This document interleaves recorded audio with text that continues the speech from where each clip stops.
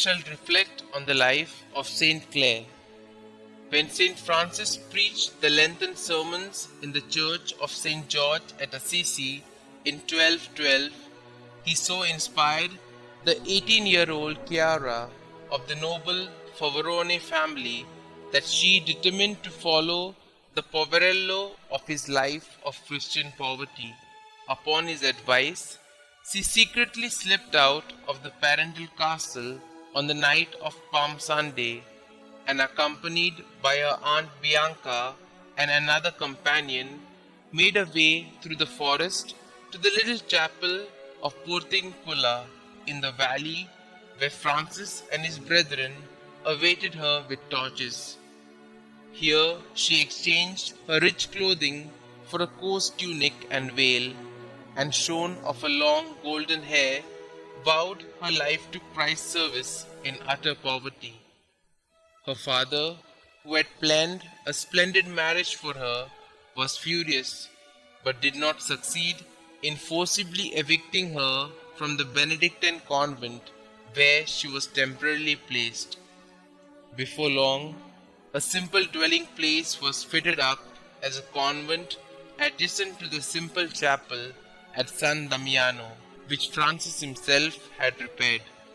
Here, within a fortnight, Clare was joined by a younger sister, Saint Agnes. The young order of poor Clares began to grow rapidly during the next few years. Foundations were established in many countries of Europe during her 40 years tenure of office, mainly for the care and education of poor girls. The Assisi Mother House became a nursery of saints, and in spite of her retirement, Clare wielded enormous influence that helped spread far and wide the Franciscan ideals.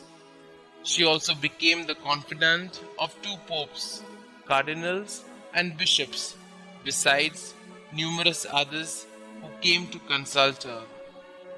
At first, the community lived without a written rule, guided only by a short formula of life composed by St. Francis and under his devout personal guidance. But Cardinal Ugolini, the new order's protector, drew up a rule in 1219 based on the Benedictine one and forbidding communal poverty, which he tried unsuccessfully for 9 years to have Clare accept. But her firm insistence on St. Francis' ideals of absolute poverty and total dependence on alms finally won from him his famous Privilegium Pauperitatis, the first of its kind ever to be issued, and from Pope Innocent IV, 2 days before her death, the solemn confirmation of the definitive rule. In fact, Innocent even personally visited the dying saint who had been tried by sickness and infirmities for many years.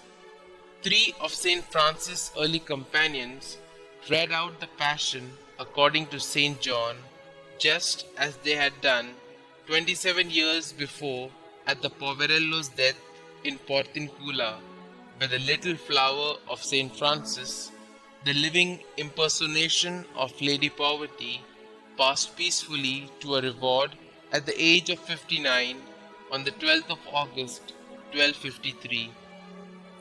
Clare's funeral was attended by the Pope and his entire court, and 2 years later, the Holy Foundress was solemnly canonized by Pope Alexander IV on the 15th of August 1255.